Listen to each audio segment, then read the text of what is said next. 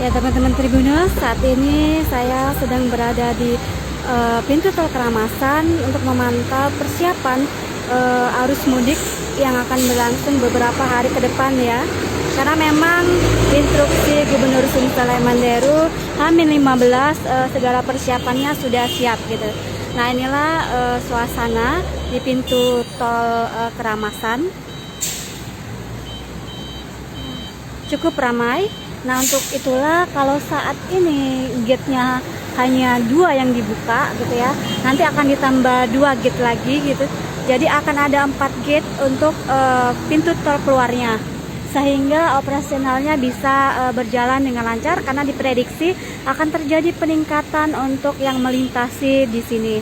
Kalau rata-rata itu per hari sebelum arus mudik itu bisa 8.000 mobil kita kendaraan. Nah nanti diprediksi saat mudik bisa sampai 15 ribuan. Jadi untuk itu perlu persiapan yang ekstra agar tidak terjadi kemacetan.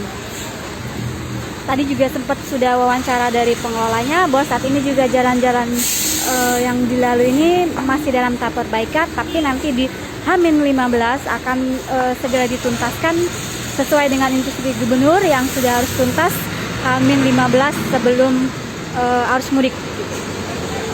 Dijadwalkan juga nanti sebentar lagi Gubernur Sumsel Manderu juga akan meninjau di pintu tol Keramasan ini. Dapat diinformasikan juga tadi bahwa tarifnya juga tidak berubah seperti pada umumnya ya untuk tarif tolnya.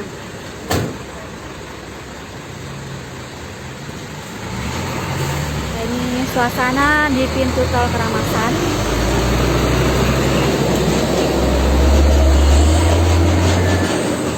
Terpantau untuk exitnya yang agak lebih ramai gitu ya.